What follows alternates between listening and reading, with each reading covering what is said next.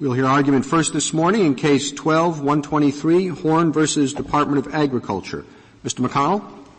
Mr. Chief Justice, and may it please the Court, there's a surprising number of difficult merits questions lurking in this case, mostly involving whether there was a taking, and if so, how it should be conceptualized and valued. Could I just stop you on a factual matter, because Certainly. It has confused me. As I look at the captions of the cases, there appear to be two different partnerships.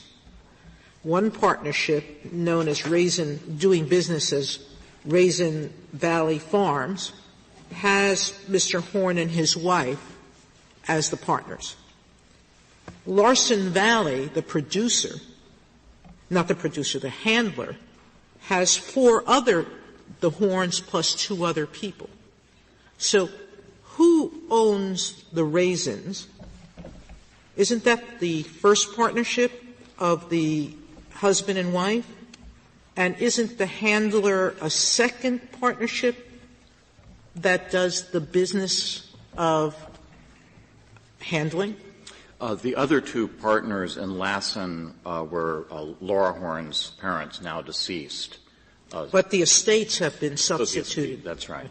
So isn't it two legal entities, one who owns and one who handles? One partnership produces, one partnership handles? The Department of Agriculture did not distinguish among them. Well, I don't care if they did or they didn't. I mean, we should know. Are they two separate legal entities? They are separate. They are separate legal entities, all effectively controlled by the same family. Well, that's, you get some limited liability by creating separate entities. So the creature who owns is one partnership, and the entity that handles is a separate one. I assume this is one of those difficult merits questions you were alluding to.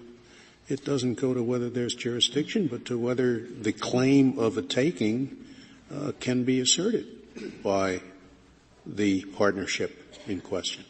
Doesn't it? That's right, Justice Scalia. I don't see how it goes to jurisdiction, which well, is the only it does question before us. to my mind, because what is the claim, assuming that the producer entity owns the raisins? What exactly is being taken from the handlers? Is it the percentage? It can't be the raisins because they don't own them. Well, Justice Sotomayor, I'm delighted to preview our argument on the merits what on that. What do they own? What is it that's being taken from the handler entity? The order in this case was issued against the Hornes in their capacity as a handler only, so the entire fine was paid by them. None of the fine is attributable to anyone in their capacity as a producer. All right, so go back. What was taken from them? You're saying it's just the fine? The fine is a taking? Or what was the interest that they're claiming was taken by the government? They didn't own the raisins, so they get paid a fee for handling. So this is our position, Justice Sotomayor. I think we have to look at what is it that the Department of Agriculture attempted to take. So in the demand letter from the Department of Agriculture addressed to the Hornes, they asked the Hornes to deliver California raisins or the dollar equivalent. So that's the fact upon which all of this case is built. Now, what is the legal significance of that? California raisins or the dollar equivalent. It is our legal position, or it will be our legal position on the merits, that when the government seeks a specific physical property, a REIS, or its monetary equivalent, that is a taking of the REIS itself. And there's support for that in the precedent from this Court. The closest case is Village of Norwood versus Baker. In this case, the city condemned a strip of land for the purpose of building a road. They tried to get out of paying any compensation by claiming that the abutting landowner would gain value. That was rejected. They were assessed $2,000 compensation for the taking, and then the city turned around and issued a special assessment against the landowner for precisely that $2,000. The landowner came back up to this Court, and this Court held that it was a taking A taking of the land in a subsequent case just a couple of years later, the Court described this as a, quote, actual confiscation of private property to public use. But you began by saying that these are merits defenses, but you wanted to focus first on the jurisdictional question that's before us. That's right. I hope it helps to inform the jurisdictional question. But the jurisdictional question is this. The Ninth Circuit held that my clients could not even raise their takings claim on the merits until they had first gone to the Court of Claims. I think there are three things wrong with that. Am I right in thinking that there is no dispute on that point, that the takings claim could have been asserted by the Hornes as producers in the Court of Federal Claims? I think that the government no longer disputes, although you should ask them to be clear, I think that they no longer dispute that this is not a jurisdictional point, even though they prevailed after the petition for rehearing was filed in the Court of Appeals on the ground that it was jurisdictional or not, as a practical matter, producers who are not subject to fine as handlers, but the producers of the raisins, whose raisins are being segregated, could they go to the Court of Federal Claims and say, my raisins have been taken? Whether the claim is being brought in the capacity of producer or handler, I think is not relevant to one of our arguments, and it is relevant to the other argument. Well, I just like a straight answer to that question. You are representing producers, and they just produce. No. We're representing people who are both producers and hypothetically, hypothetically, is the Court of Federal Claims the proper forum for a producer? It depends upon whether the taking has been from them or not. In the ordinary case, the ordinary relationship between a producer and a handler, the producer is not paid for the reserve raisins, and therefore any payment that would come, any lawsuit on behalf of those raisins, would go to the producer, and that would go, I think, to the Court of Claims. In this case, though, the business model is quite different from that, and the producers in this case were paid everything. They received full market value for their raisins. The only people who are out any money in this case are the Hornes in their capacity as handler. So that's why they are the only problem is that they weren't entitled to that money, meaning they had to pay it over to the producer. The producer was going to pay them a handling fee, but that money didn't belong to them. It belonged to the producers who supplied them with the raisins and expected payment for them. I'm not sure if they were sold in the ordinary course. I'm not sure which money they have not asserted any claim on any money. The producers have been completely paid off. It is the handlers who have been held responsible. And the reason they were held responsible was the following logic. And you see this on page 78 of the Judicial Officer's opinion.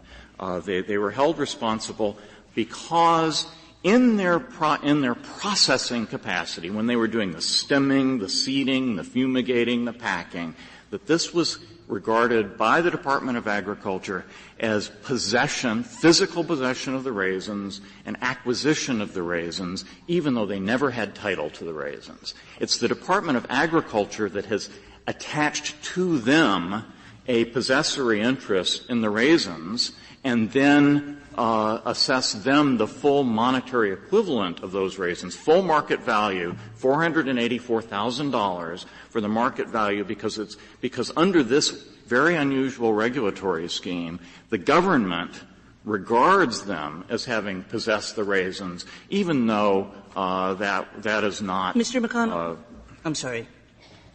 Could I, along the lines of what Justice Ginsburg was saying, suppose that the Hornes had given over all the raisins, right, but that they thought that this was improper, that this marketing order was a violation of the takings clause. Could they have gone to the Court of Claims via the Tucker Act and said, we want our money back? They gave over the raisins. They say we're entitled to compensation. Could they have gone through the Court of Claims? If they had not been paid for the raisins, they had taken raisins to a handler, received no money for them, I think that they could go to the court. In other words, the Hornes did what the marketing order suggested they should do. They gave over the raisins, but they said this is just improper. You're saying they could go to the Court of Claims? Yes. Okay, so if that's the case, I guess then the question is, why didn't they have to go that route?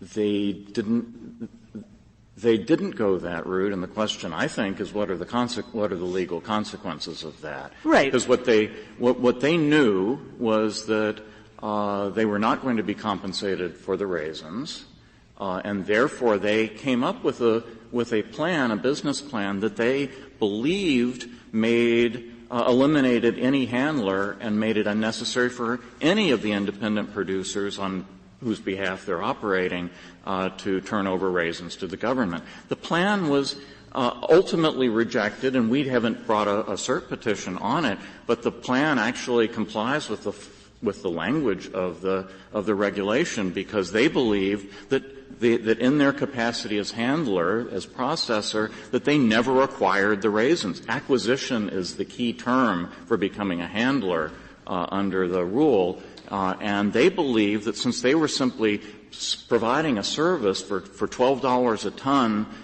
to their neighbors, that they never acquired the raisins, they never possessed the raisins. Well, some of the raisins were their own. No one had to comply. Some of the raisins were their own.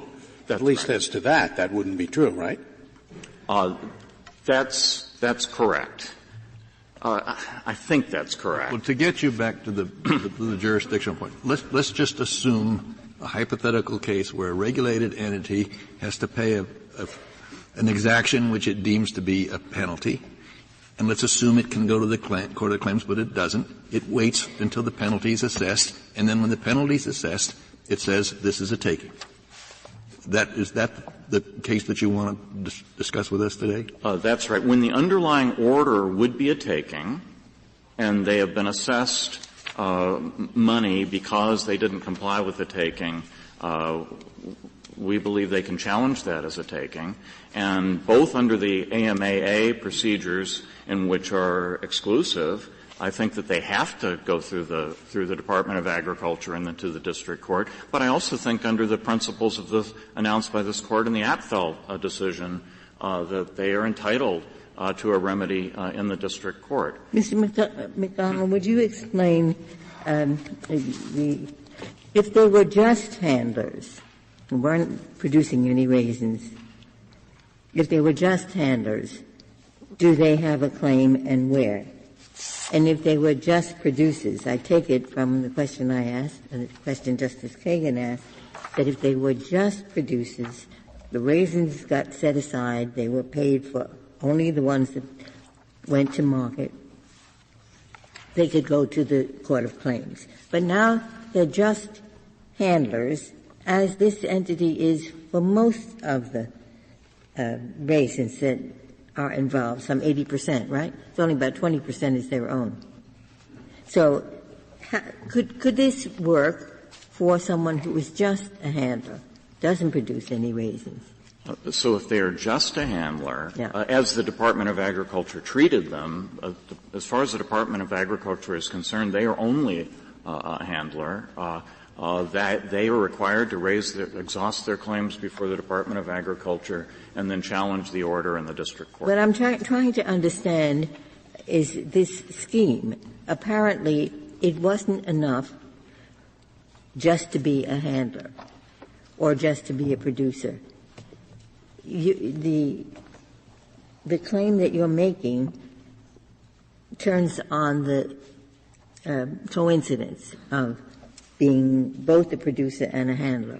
I don't think that that's so. I think that the Hornes ought to prevail on in either of their capacities. So any handler could be making the same claim. Any handler who has a business model that is similar to this, but most handlers. What's the business model that's similar to this? So most handlers, if they're in compliance with the order, they take all the raisins from the producers. They only pay for for the free pool raisins. They don't pay for the reserve raisins, and they never have any interest in the reserve raisins. And in this case, the Hornes did not operate that way. The producers receive full value for all of their raisins. So the producers are not in the case. They have no standing. They have no pocketbook injury. The entire pocketbook injury in this case is borne by the Hornes in their capacity as a handler. I'm sorry. In the normal model, the handlers buy the free raisins and then pay the producers? Is that That's correct. And so that's the difference in this model. They don't take title to the raisins, is what you're saying. Exactly. And the Hornes believed that this would mean that they were not handlers. All right. And they were found to be handlers anyway. What is the value in permitting a party who doesn't own property to raise a taking claim on behalf of other people? Meaning, doesn't the system have an interest in ensuring that people comply with their legal obligations? And to the extent that you choose to violate the law the way they have here, that the fine is punitive and not compensatory, meaning you don't own the raisins, but you were obligated to put raisins aside for someone else. You were their agent, and you failed to meet a government obligation that was independently on you. No. So I go back to my question. What was the taking, since you didn't own the raisins? The taking is the fine, is what you want to call the taking. The taking is what the government demanded, which is either give me your house or give me your money, give me your raisins, or give us the but they're not monetary your equivalent. They're not your raisins. By the time that this order was enforced, the raisins were gone, and so as a practical matter, only one of those two alternatives was left. But in answer to Justice Ginsburg's question, that you said the producers could go to the Court of Federal Claims to contest the taking of the producers could go to contest the taking of raisins. If they had not been paid for the raisins. If they had not been paid for it. But does that mean you do not think that the AMAA withdraws Tucker Act jurisdiction? It withdraws Tucker Act jurisdiction only for handlers. So if we're talking about pure producers do not go to don't have to go through the AMAA process. Why does it withdraw it for the one and not the other? These New Deal era programs, Justice Scalia, are somewhat I don't mean the policy reason. What in the law leads you to that conclusion? Oh, well, this is straightforwardly set forth in sections 14A and 15A of the AMAA. I don't think that's in dispute. So only producers are regulated by this program. Only producers have a right to go through their remedies in the Department of Agriculture. Only producers have to do that. It's completely a producer. I'm sorry. Excuse me. Each of those was please substitute the word handler for each of those. It's only the handlers that are regulated under this program. So and my clients were treated as handlers. They believed that they were not, but it is the Department of Agriculture that has attached this status to them, and it's I think quite a catch-22 for the government to come along and say, although we are fining you $700,000 in your capacity as a handler, you're not a handler for purposes of challenging the legality of that order. I'm just trying to get to what you're arguing about, and I might be off base by now. I feel like handlers, purchasers, raisins. It's like an old Abbott and Costello. I just want to see that I'm right. Tell me, just say you're wrong, and I don't go into it further. But there are some people. They have some raisins, all right, and these particular people whom the department has said have acquired the raisins. It said they acquired the raisins. And so they're there with some raisins. And then the government says, do this thing with your raisins. And they don't want to do it. So they don't. So they don't do it, even though the law says do it. And then they say the law is unconstitutional. And moreover, you fined us. a huge amount of money, and we don't want to pay it because the law is unconstitutional. And we consider that money that we paid, call it a fine, call it what you want, but we consider we shouldn't have paid it, and now we want it back, and we want compensation, and we think it's a taking, and where do we go? Can't we make that argument in the Ninth Circuit? It's something like that. Isn't that what we're arguing? Almost exactly right. But not quite.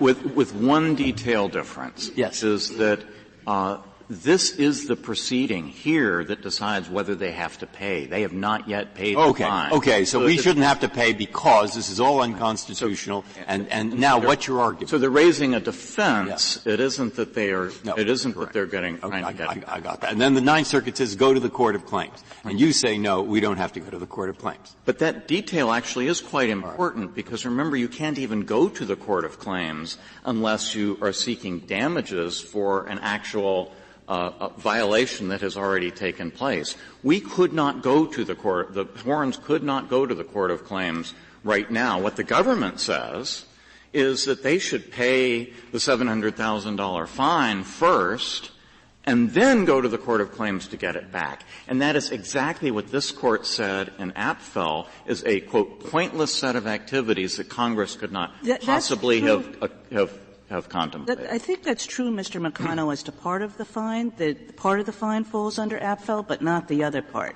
As to the compensation part, it seems to me you have a pretty decent Apfel argument. But as to the penalty part, I don't really understand how the Apfel argument would go. It seems to me that as to the penalty part, the key thing is that if they had handed over the raisins, they could have gone to the Court of Federal Claims and had the compensation done there. And the fact that the government is penalizing them for not complying with the marketing order does not fall within the rationale of Apfel. Well, the most pertinent case for that part of the fine, for the penalty part, is Missouri Pacific Railroad versus Nebraska. So this is a case where the railroad was told by the state to do some expensive work.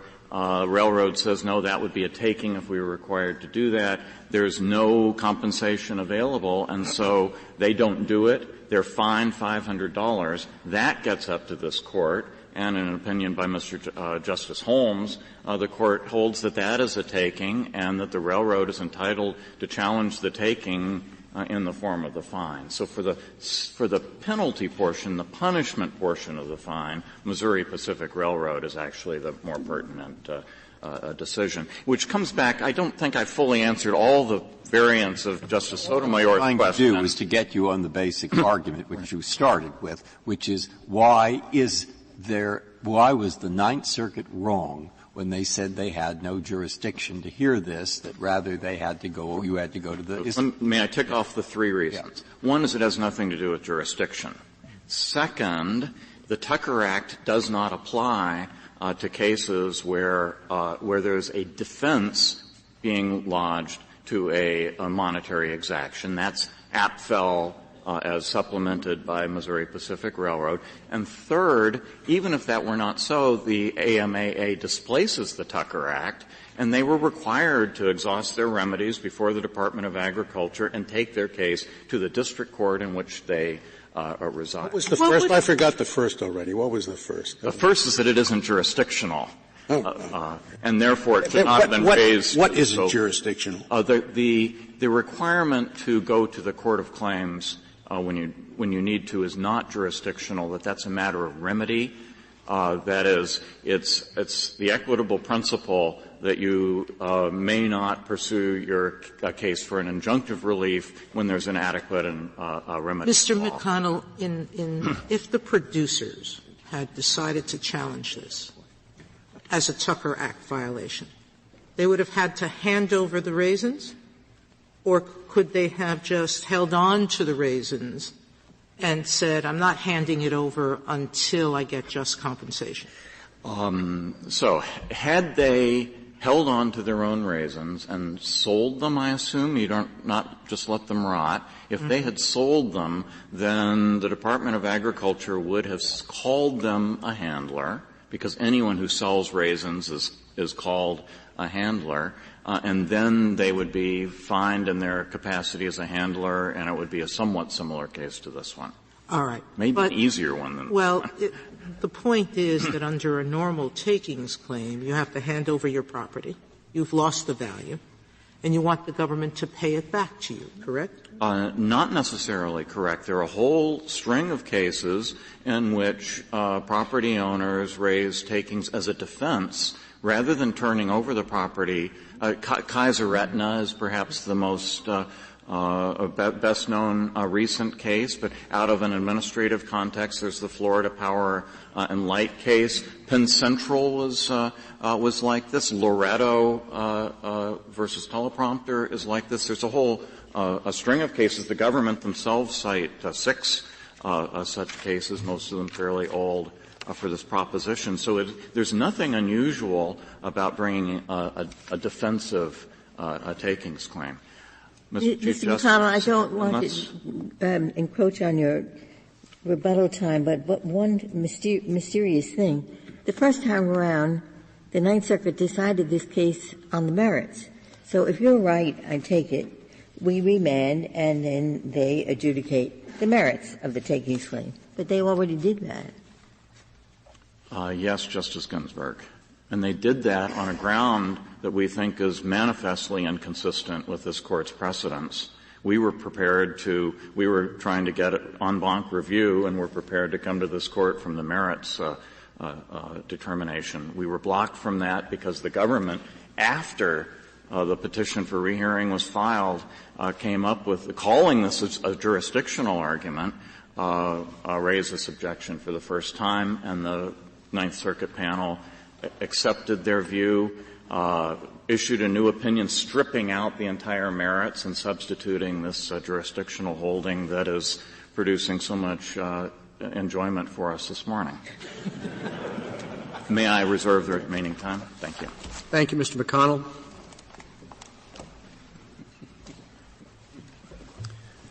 Mr. Palmore. Thank you, Mr. Chief Justice, and may it please the Court. I'd like to start where Justice Sotomayor started with Petitioner's counsel, because any takings analysis needs to begin with a careful identification of what property was allegedly taken. Petitioners in this case have actually advanced 2 different theories about what property of theirs was taken, what taking is at issue here, raisins and money. We think both takings claims fail for threshold reasons, but they're different threshold reasons that call for different analysis.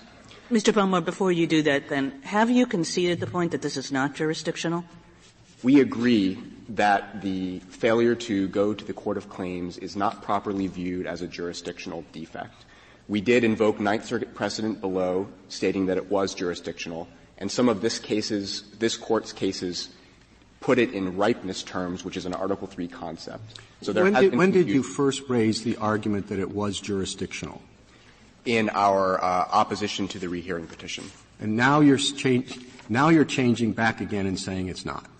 There was Ninth Circuit precedent holding that it was jurisdictional, and we relied on that. And there's certainly language from — You relied on that when you got to rehearing. You didn't rely on that before you went before the Ninth Circuit, right?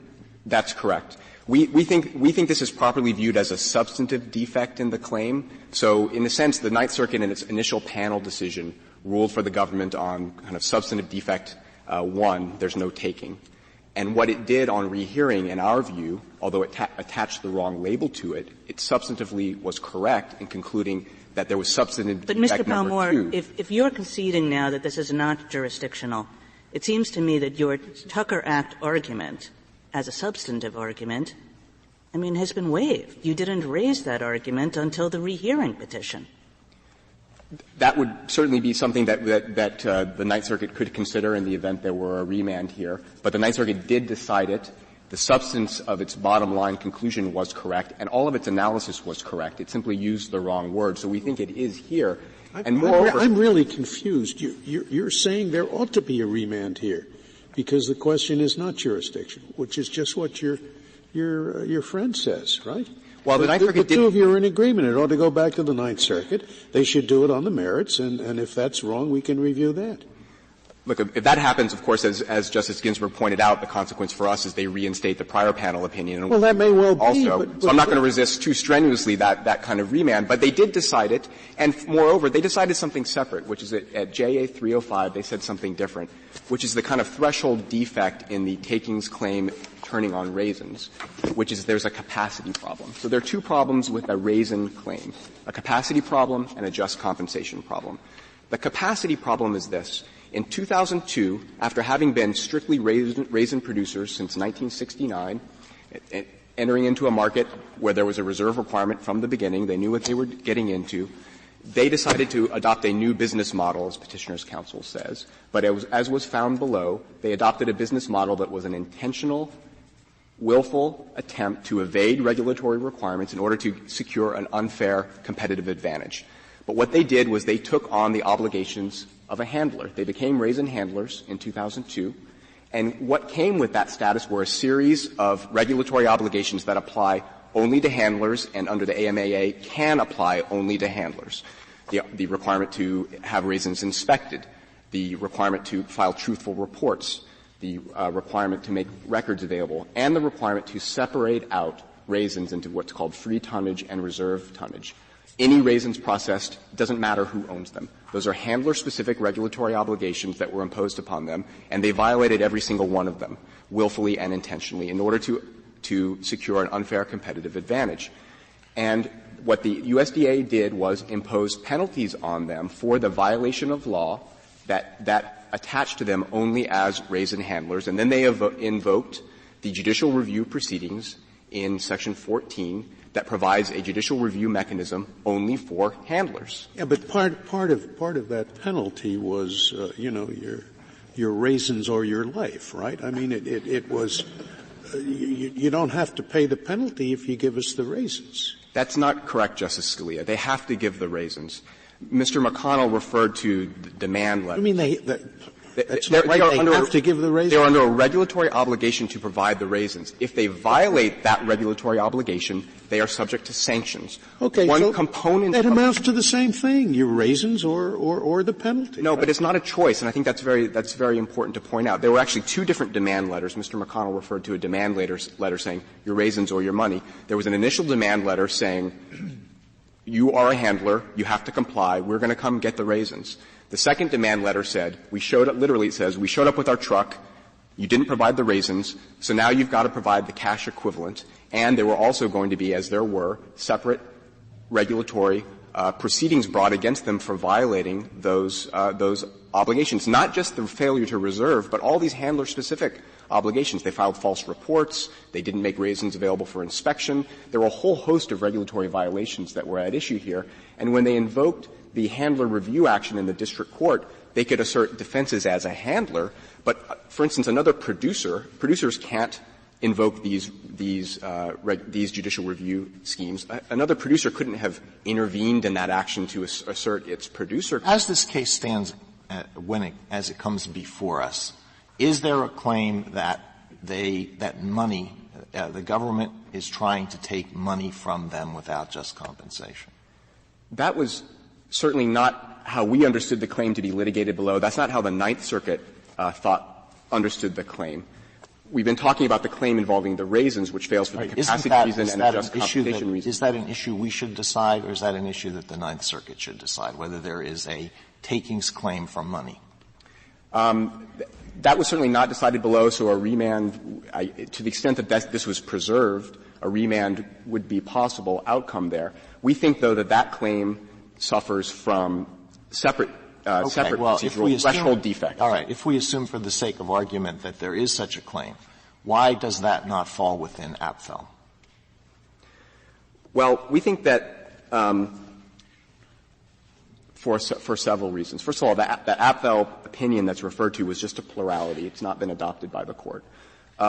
Second of all, that APFEL analysis relied on this one-for-one, dollar-for-dollar concept. That was a critical part of the plurality's discussion there. And it thought that it would be simply a pointless exercise for Eastern Enterprises to be required to pay the premium and then to go to the Court of Federal Claims and get the exact same amount of money back. Well, don't they We've suggested that there are a whole host of reasons. Before you leave that, don't they claim that the entire amount that is assessed against them is taking? Now, maybe they're wrong.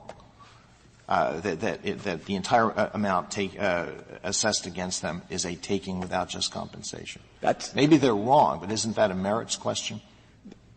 They are clearly wrong about that.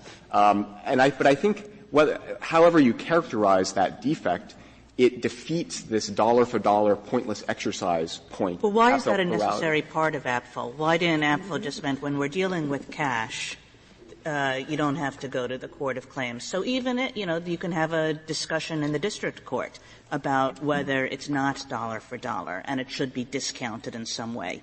But why should the fact that it's dollar for dollar mean, why is that a requirement as opposed to just it's cash? And so the question of handing it all over and getting some back, that can be done in the district court rather than making somebody file a separate suit. Well, I think there were two things going on in APFL. And there were really two distinct reasons why the plurality in APFL thought that there was no requirement to go to the Tucker Act there.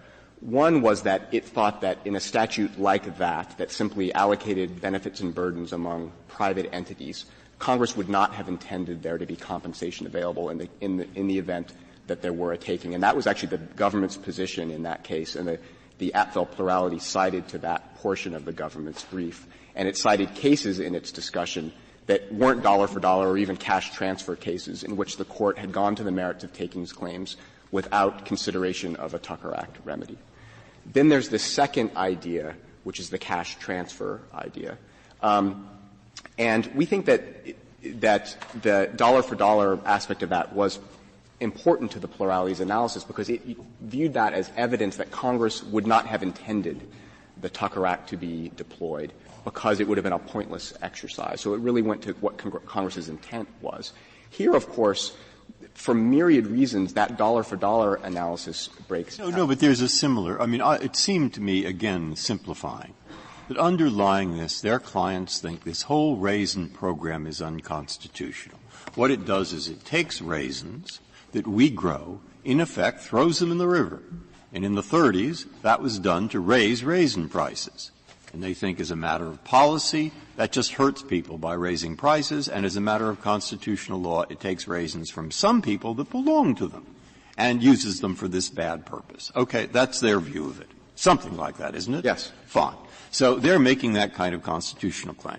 Now, I would think if all you told me was that, and I knew nothing about all these statutes, I would say that's the kind of claim that should be made in a federal district court, period. Not the Court of Claims, because their government isn't going to compensate them for anything. That's against the whole point of the program. Either this program is valid or it isn't. And if it isn't, some authoritative set of courts should tell us that. So I have a feeling this is somehow not a right fit with the Court of Claims. Now, you explain to me why that purely instinctive feeling at this point is completely wrong. Sure. Justice Breyer, we've now shifted back to the first theory about the property, which is the raisins. What they could have done in 2002, they'd been a producer of raisins, solely a producer of raisins for decades. At any point between 1969 and 2002, they could have gone to the Court of Claims and said, this reserve requirement is a taking of my raisins. I want my just compensation. That is not just a remedy, as Mr. McConnell suggests. It is a constitutional condition on the taking of private property for public use. As long as there's just compensation, there simply is no violation. So that's why that couldn't be what the statute meant. I think that's what Justice Breyer says. Did Congress create a statute in which we're going to take your raisins and then you can go to the Court of Claims and get your money back? I mean, that surely is not what Congress contemplated. The whole notion of the program is you can't get your money back in the Court of Claims. Now, if you're raising a constitutional objection, that's something else. That should be done in district court. But to say that Congress contemplated, we'll take your raisins and then you sue in the Court of Claims, we'll give you your money back. That's a weird statute. Justice Scalia, I have two responses to that. First of all, these claims have been litigated in the Court of Claims. The Evans case, the Cal Allman case, both of which we cite in our brief.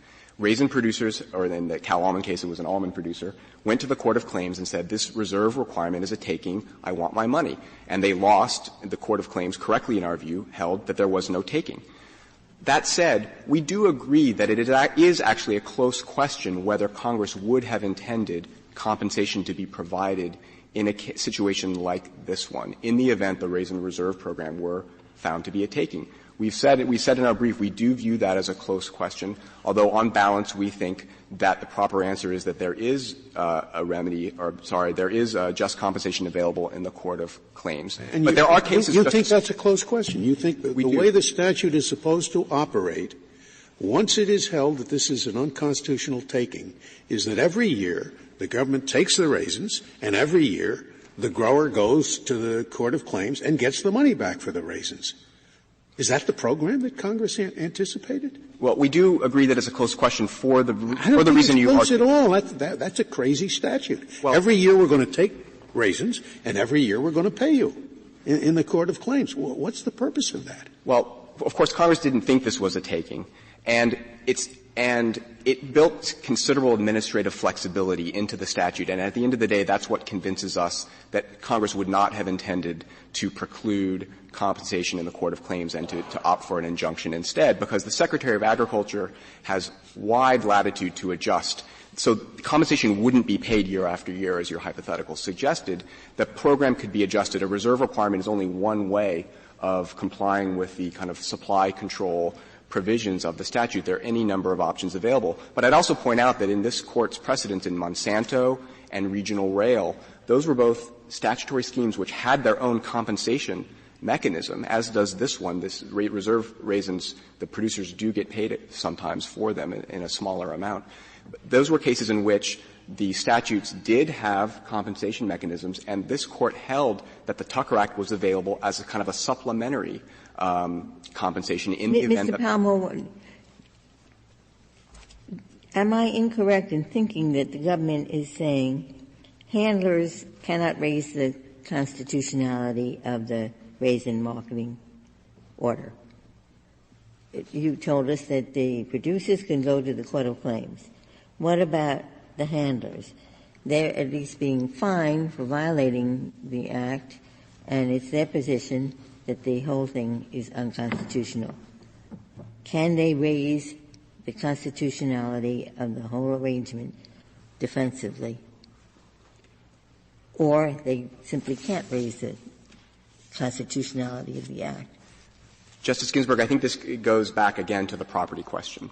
If the claim is that it's unconstitutional because it takes producers' property, they can't raise that in this proceeding. If the property is the raisins, they can't raise that in this proceeding. They need to comply and go to the Court of Claims for compensation, which means there has been no in the event there's a taking, it's a constitutional taking because just compensation is provided. But it would if the claim is that the money that was taken from me, the fine, that itself is a taking, then we think that claim can and must be brought in the context of the AMAA proceeding. That was not how the Court of Appeals understood the claim here to be, and there's no precedent for the idea that a fine for violation of law can be articulated as a taking of the lawbreaker's property without just compensation.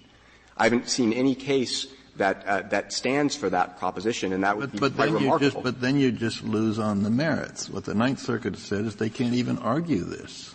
Well, Justice Kennedy, the Ninth Circuit didn't I thought that what we were going to decide was whether or not, assuming you can go to the Court of Claims, you must go to the Court of Claims. Can you prefer to wait, have a penalty assessed against you, and say this is unconstitutional, it's a taking? Your position is you can't say that. I don't understand why.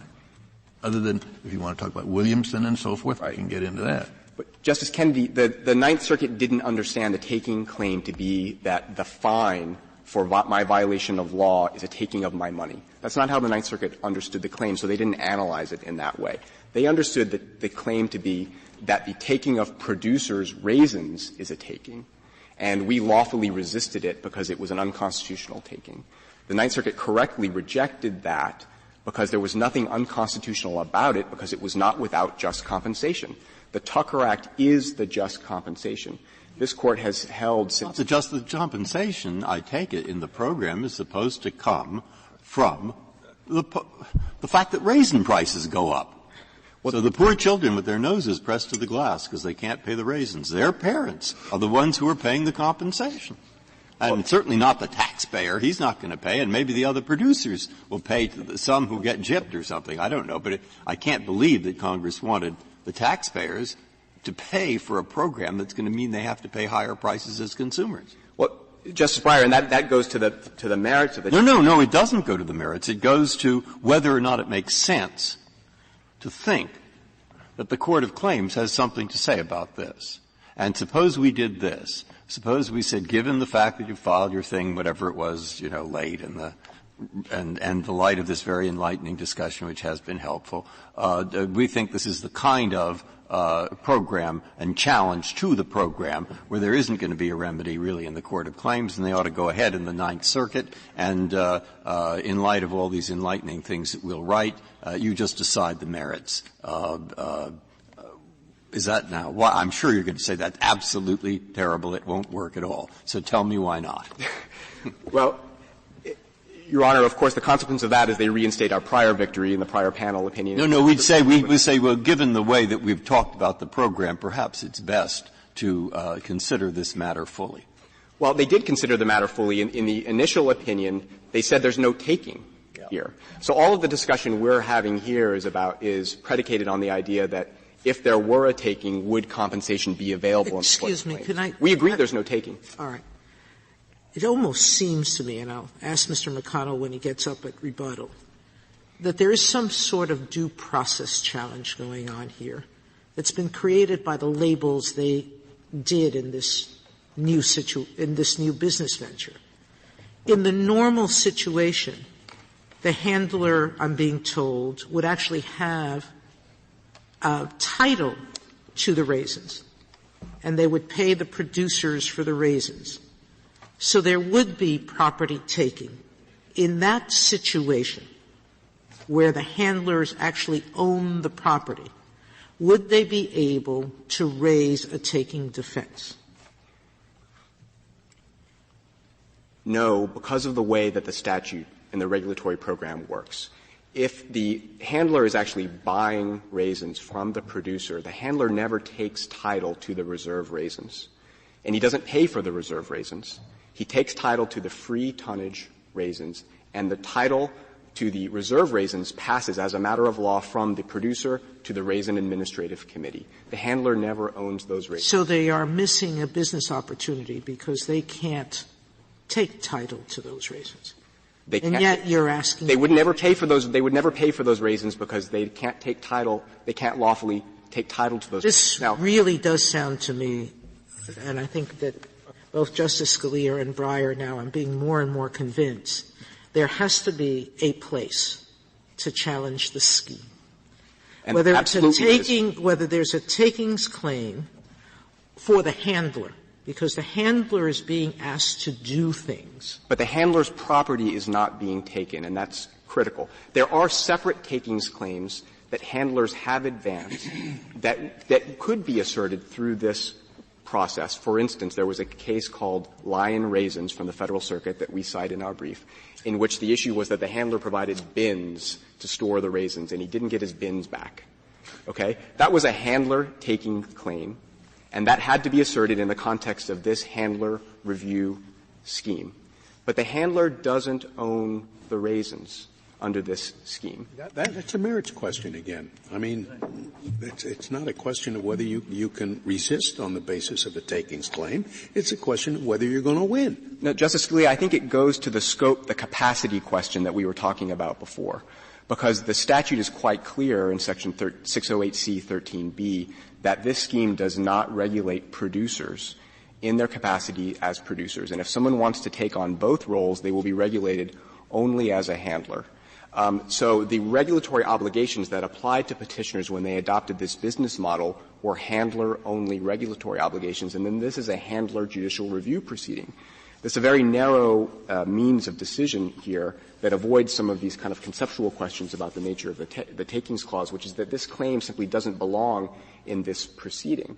But there's no unfairness or no due process issue here at all, because in 2002, when petitioners decided to engage in these regulatory violations in order to secure an unfair advantage over their competitors, as was found by the ALJ at JA 41, at that point they could have sought compensation for the past 6 years of raisins that they had provided.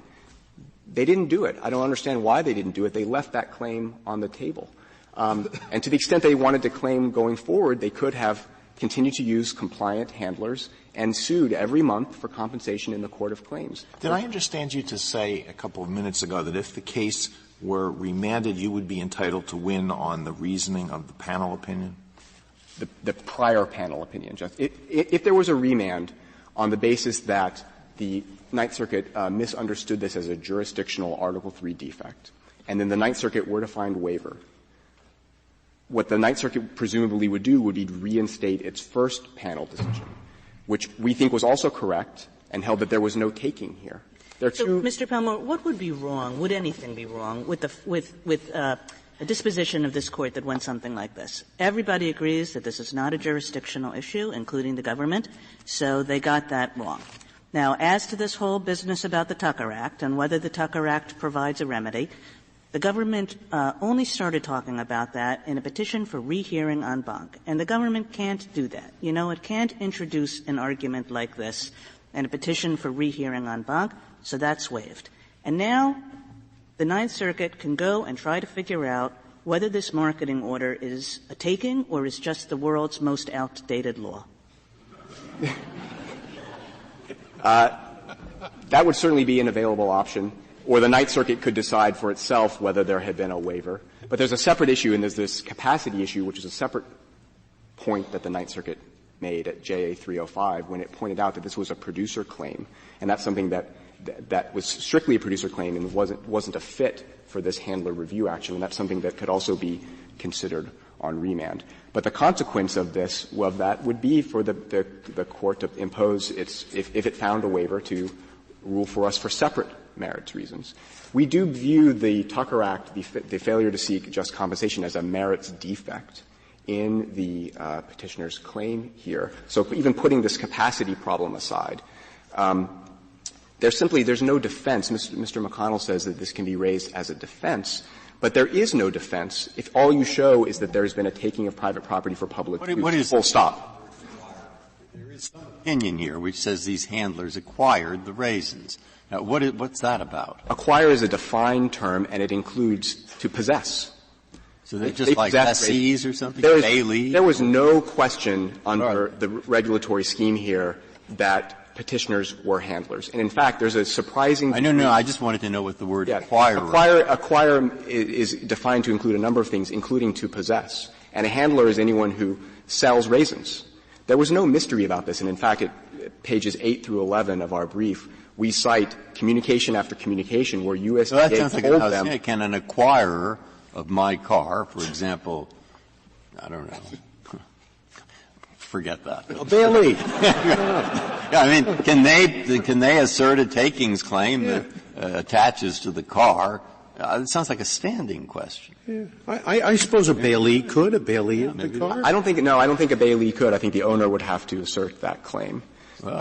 Right. But acquire is a defined term, and as this case comes to this Court, it's accepted. The petitioner has not sought cert on the underlying regulatory findings. In fact, their arguments, they were told ahead of time that they were completely wrong over and over and over again, and then they lost that claim at every level, twice within the Department of Agriculture, in the District Court, in the Court of Appeals. They lost on that regulatory claim. This wasn't a good faith misunderstanding. If you look at JA 41, the ALJ found that this was a willful and intentional, knowing violation of regulatory requirements because they were able to undercut their competitors by not playing by the rules. So this doesn't present any kind of due process. No, but still then they might if they're acquirers. Like, they are acquirers, okay?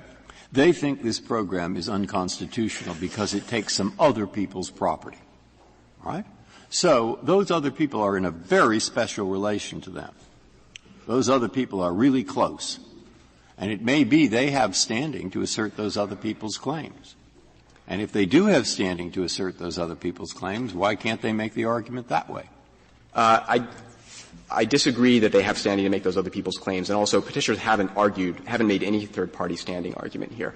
But this Court's requirements are quite strict for third-party standing. You have to have a close relationship, and I don't think a mere arm's-length commercial relationship would count. Suppose they do have standing. Could they raise the claim?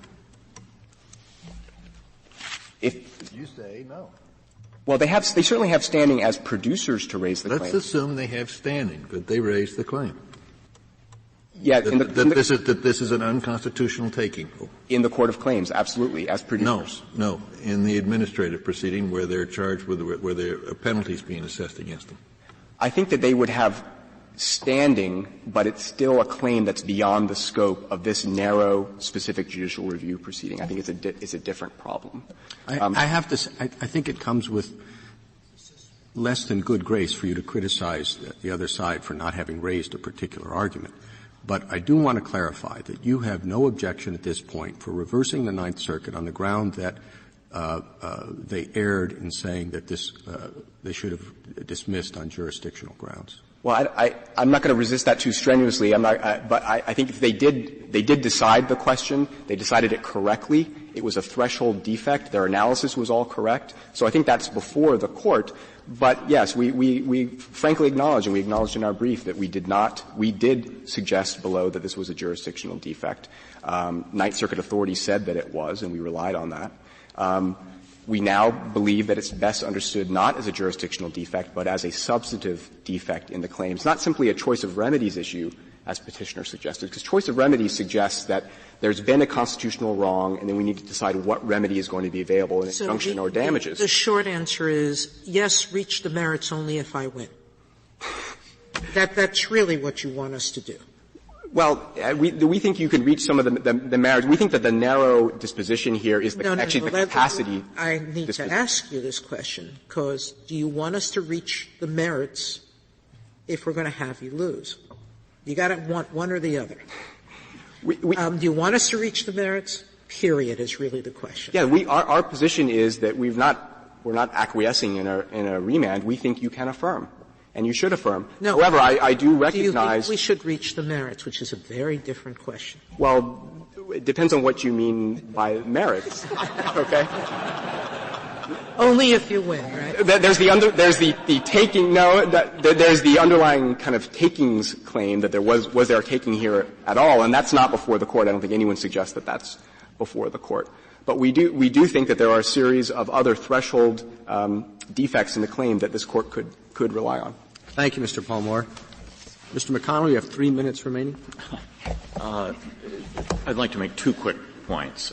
One is that I believe that the government has essentially conceded here in this argument and in their brief that the Tucker Act does not apply. They have told us that the Tucker Act does not apply on page 50 and repeated here when Congress could not have contemplated a compensation. Now, and their only answer to that is to say, first, that Congress didn't think it would be a taking, which in regional rail this Court said is not the question. And secondly, that if there's one, we should get paid once, compensation once, and then the administrator's going to cancel the program, which is no answer at all. Either the statute contemplates compensation for everybody or it contemplates it for nobody. I think they have effectively conceded that the Tucker Act does not apply. Well, they've conceded that it doesn't apply to handlers. To handlers. And in my yes, and the so second, they've conceded. So the second issue I wanted to talk about is this capacity issue. Certainly we have standing.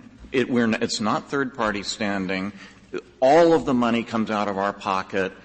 Yes, we have standing. And secondly, we certainly have, and that is in our capacity as handler. Essentially, the Department of Agriculture's view is that during those couple of days when the raisins are going through our packing plant, that we acquired them and possessed them during those couple of days, and that we should have given them their share. That's raisins. That's not money. But by the time they get around to enforcing that and so forth, the raisins are gone, and now the money stands in for the raisins. But that is a taking claim. We think it's a straightforward taking claim under Norwood and Missouri Pacific Railroad. That's a merits question. But in any event, it is not a problem of capacity. Whatever might be that taking is in the capacity as a handler. Those are my 2 points. Thank you. Thank you, counsel. The case is submitted.